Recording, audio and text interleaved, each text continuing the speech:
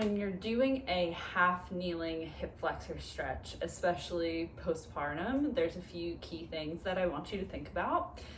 Firstly, if you're going to go do the stretch and you kind of come into this like deep lunge here, this is just putting you into a lot of extension here, which is what you've been in for the last 9-ish months, right?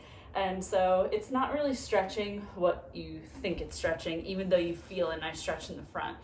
It's mostly stretching out your abs a bit more and also targeting your quad a bit more than your hip flexor.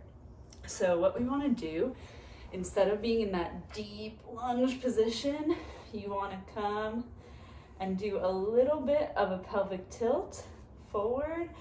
So instead of being here with that extension, bringing your hips underneath you, you should already feel a little bit of a stretch in the front there.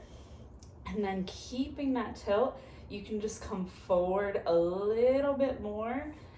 You might feel a deep stretch there. You just don't want to come forward so much that it's now starting to come out of that. Again, you're not gonna like hurt yourself if you do that, so don't be scared, but it's just not targeting what we want it to target.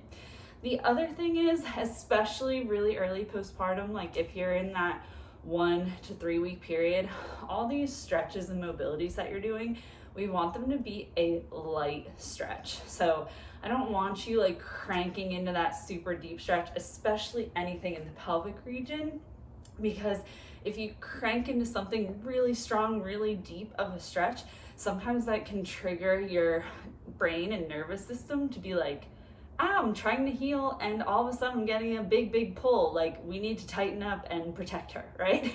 So that would then be doing the opposite of what we want. So those 2 keys, keeping that pelvic tilt so that we're in that nice position to get what we want, and 2, just staying in that light stretch territory.